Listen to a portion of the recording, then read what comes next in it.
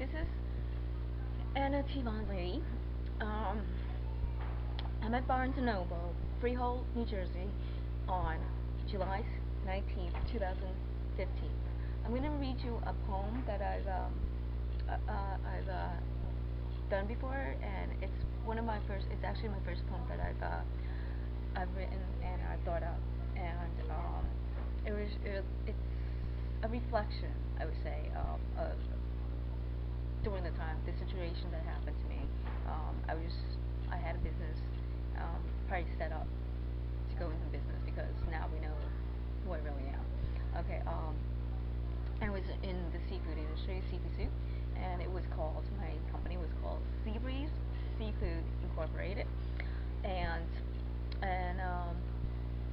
it was at first it was part time, and then it became full time, and the business itself, and then when the shit hit the fan and everything was going like wacky and bonkers and weird and maybe business espionage, people, other competitors or other bad people, okay, came into my life and everything, so I had to like go under the radar or think up, out of the box, or do something else to I guess to bounce back up, or to revitalize my whole business, which I explained in my live journal, jaz7 already.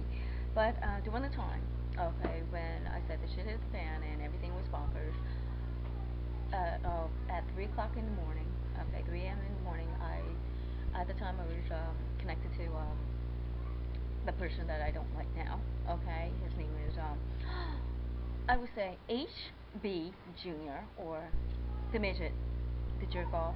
If I ever see you again, I swear to God, don't ever let me see you again. Okay, don't ever let me cross your path. You better not be crossing my path ever again. Okay, that is my word of advice to you. Don't ever cross my path again.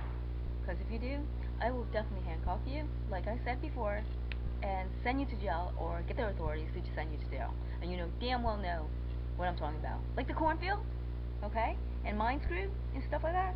I don't forget, and I don't forget, okay?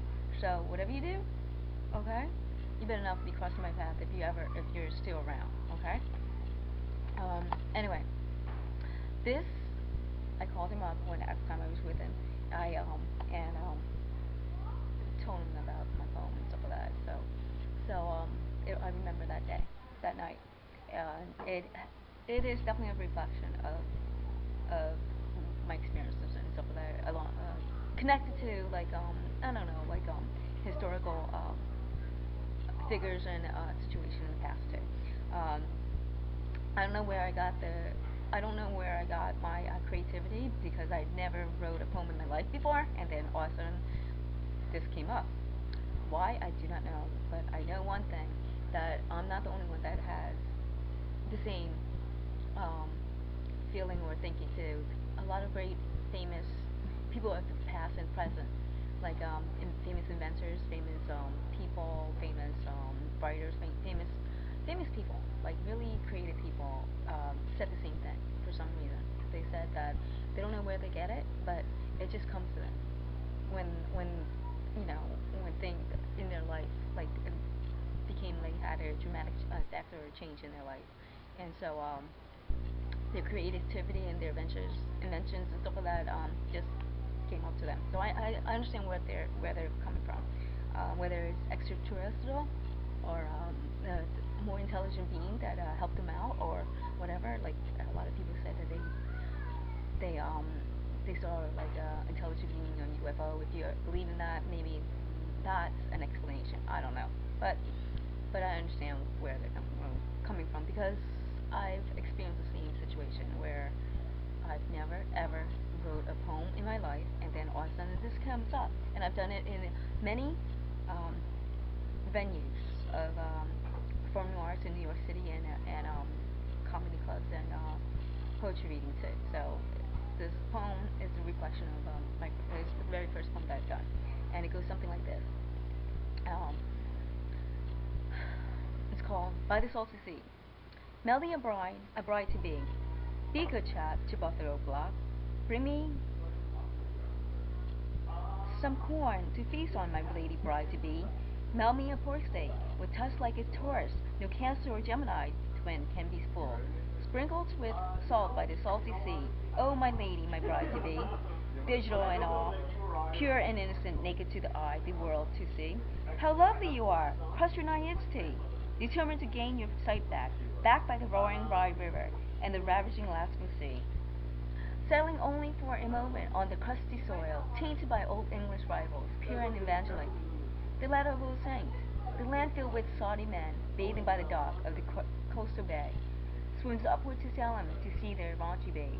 Wicked like witches, they encompass the mass, held fast me to bed. For it always say, machine is man's best friend, but the sea, the salty sea, is but the pasture, for green and land will meet, down by the old Cape, Cape Cod, or Mayflower brings plenty to eat.